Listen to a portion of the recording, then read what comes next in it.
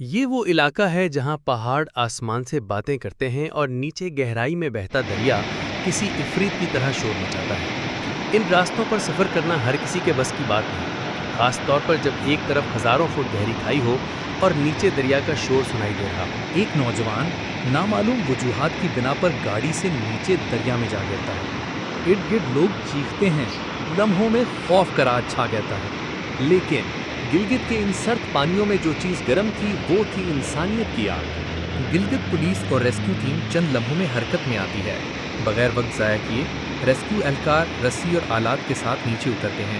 پانی کا بہاؤ شدید ہے، دریا پاگلوں کی طرح بکھرا ہوا ہے، مگر بہادری کسی رکاوٹ کی محتاج نہیں ہوتی۔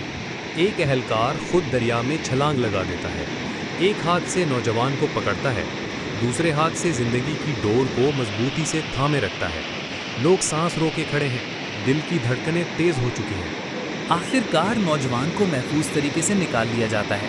ہر طرف تالیاں، دعائیں اور آنکھوں میں خوشی کے آنسو۔ سلام ہے ان تمام ریسکیو ہیروز کو جو اپنی جان خطرے میں ڈال کر دوسروں کو بچاتے ہیں۔